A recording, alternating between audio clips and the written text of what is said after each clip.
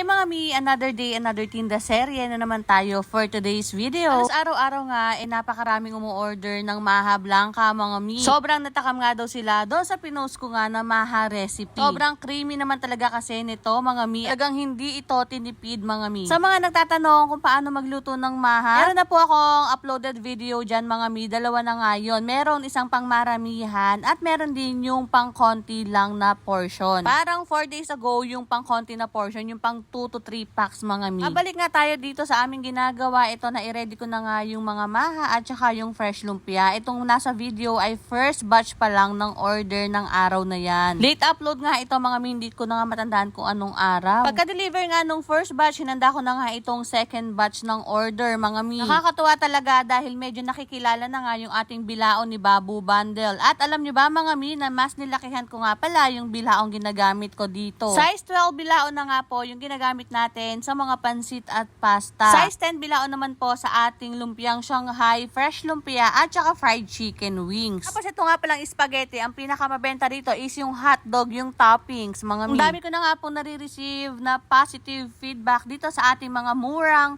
bilao bundle. Kaya lang napaka-tamad ko talagang, hindi naman sa tamad, kaya lang talaga mga mi, sobrang hindi ko na magawi ang mag-edit ng mga feedback. At ito, na-ready na nga namin yung second batch na order ng araw na yan. Sa mga nagtatanong mga mi kung paano nga po umorder, PM lang po kayo dito sa Facebook page. Sa mga TikTok followers naman po natin, PM lang po kayo sa Facebook page namin at OK Sarap. Hindi ko kasi alam kung bakit walang option kay TikTok para makapag-send ng picture. Nakakaloka, charis. Kaya naman iisa lang yung sinasagot ko sa mga customers or clients natin sa TikTok na mag-PM lang kayo sa Facebook page namin. Same profile picture po or display photo, kung ano yung nasa TikTok, yun din po yung nasa Facebook page namin. Okay, Sarap po yung pangalan ng aming Facebook page. O siya, order na. Ayan lang muna.